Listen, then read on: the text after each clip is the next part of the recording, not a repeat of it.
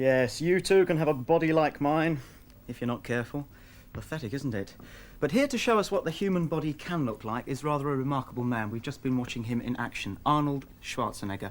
Arnold is probably the most successful bodybuilder of all time. He's won the Mr. Universe competition 5 times and the Mr. Olympia competition, which is the American version, a staggering 6 times.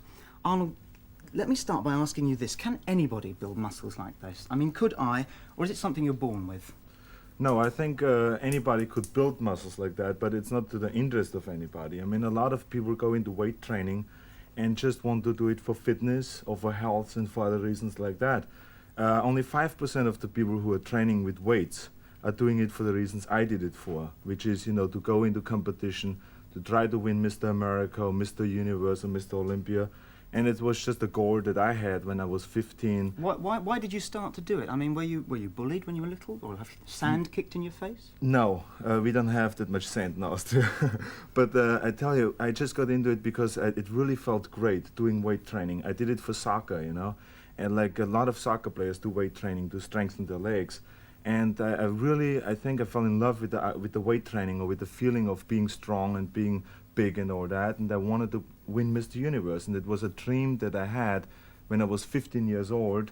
And it's a dream that a lot of kids have, and that's what the film Pumping Iron is about a dream that kids have, and they make it come true in a film. You know, you can see that, and that's what I did. Well, although it's a dream that would never come true in my case, supposing I wanted to put a bit of muscle on, we've got a set of weights here in the studio. Yeah. Perhaps you could show us some basic exercises that would just start you off on the right track. Yes, first of all, I have to compliment you for your physical development, because you really look very athletic and good, so don't put yourself down. You're just saying Okay. Okay, the first exercise I'm going to show you is what we call the bench press. It is a basic exercise that every beginner should do, no matter what sport you're in. You let it down the weight to the chest and you press it up. Which muscles does that That build develops the chest muscles, the pectoral muscles. The pectorals. Yeah. Okay, you do around 10 repetitions with a light weight, just to warm up. And you Okay. do it then 5 times. Can I have a go? Yeah, sure. Try it. Right. I suppose if you haven't got a bench like this, you could almost make do with a couple of chairs. You can do it on the floor, or that's the great thing about this exercise, is you can do it at home. Okay, just let it down slowly and press it up to my hand. Okay. And breathe out when you press up. Yeah, that's very Like good. that? Yeah. Okay, keep doing 2 more repetitions. How many? 2 more. 2 more. Okay, great. You How did heavy it. is this bar? Now this is only 65 pounds. Only. Yeah. The Okay. next exercise you do after that is what we call a squat, or knee bends. You put the weight behind your neck, and then you go down below parallel. Now this is an exercise that every athlete is doing. Skiers, soccer players, football players, everybody is doing it. Why don't you try one?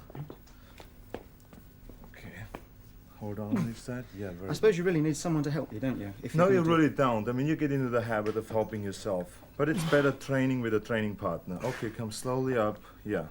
And slowly down I again. couldn't come up quickly if I tried. Okay. There we are. Okay, Will that good, do me on very that one? good. Yeah. And what about the little dumbbells down here? Is there a simple exercise we can do with that? Yeah. Because I should imagine that they're not too expensive, so perhaps if you're thinking of starting, Right. you might be able to invest in a Okay, set the of those. dumbbells are very good for arm development, for, let's say, the biceps, okay? You start around your thigh area, and then you move them up slowly to your shoulders, and down again, up. And always very slow, and concentrate on the muscle you're training. It's a very simple exercise that everybody can do right from the beginning. Why don't you try to do one? When you go in for a bodybuilding competition, what are the judges looking for? What they're looking for: proportion, symmetry, the size of the muscles, you know, how you can pose and present the muscles to the judges.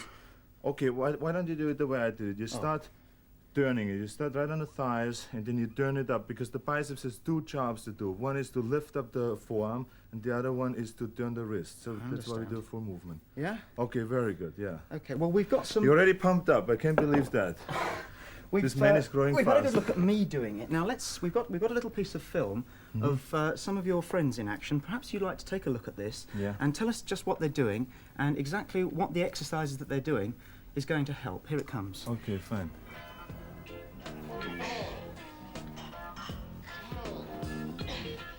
He's working on the arms. Yeah, he's working right now on the chest, actually.